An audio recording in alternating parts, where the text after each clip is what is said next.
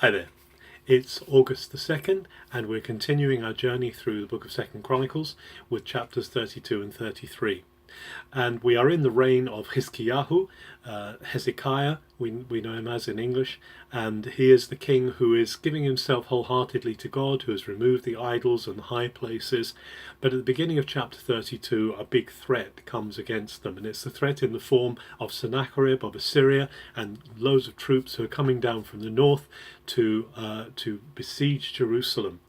And so first of all, Hezekiah has a practical idea, a practical step. He has all the springs blocked up, all the fountains blocked up around the city, around the outside of the city that feed the city, so that the Assyrians don't get the advantage of having water supplies. And he also diverts water into the city. Now there's a very interesting archaeological discovery, Hezekiah's Tunnel, which is still there today and can be seen in Jerusalem, which brings water from outside of the city right into the heart of the city, which Hezekiah had built and which was only relatively recently discovered, and has an inscription in Hebrew on the inside of it from the time of Hezekiah.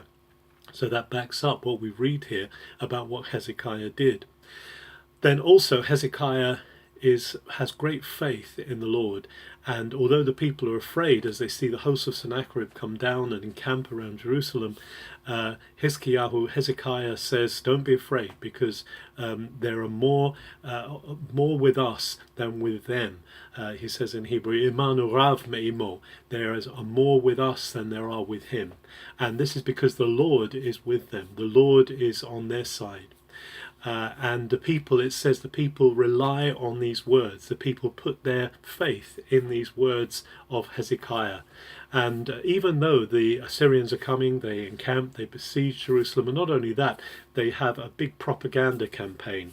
And Sennacherib comes and says, why would you think that your God should protect you? Don't believe Hezekiah.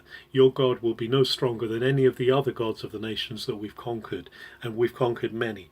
And he's threatening them. Not only does he threaten them by speaking proclamations, and proclamations not just in Assyria, not just in the Assyrian language, which was very similar to Hebrew, but also in the Hebrew itself. It says he actually speaks the language of the Jewish people.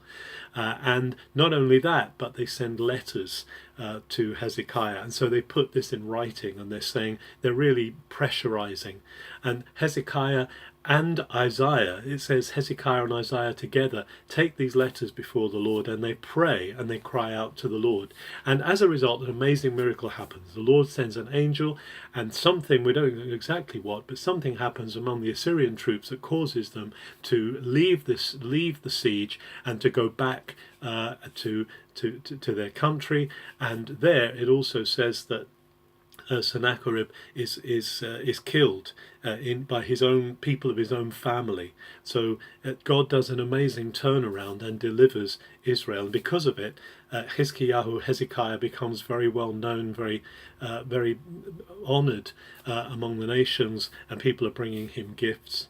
But it also says that he falls ill. He succumbs to an illness, but the Lord sends him a sign, and we read of that sign in the book of Isaiah, so we'll be covering that later when we come to Isaiah. But the chronicler mentions that God brings healing to Hezekiah, although Hezekiah does big himself up somewhat and has to repent of that, and that brings the displeasure of God upon them.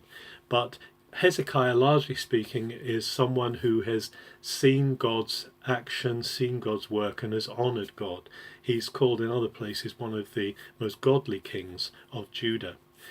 And then following on in chapter 33, following on from Hezekiah, comes King Manasseh, or Manasseh and Manasseh we call him.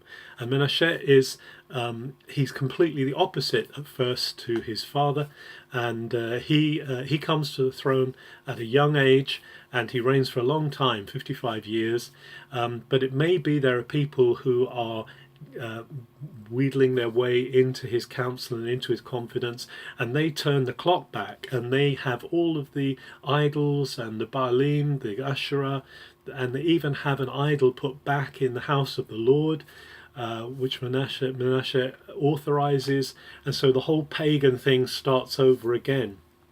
And it says because of that, the Assyrians actually come this time, and there isn't a deliverance.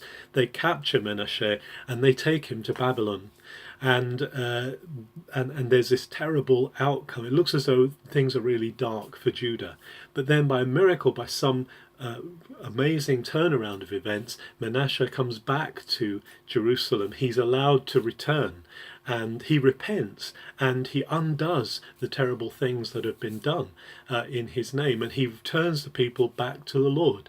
And so there's this deliverance, there's this turn of events. It seems this light and dark continually comes through this story of Judah, this constant need for a returning to the Lord, a coming home to God over and over again.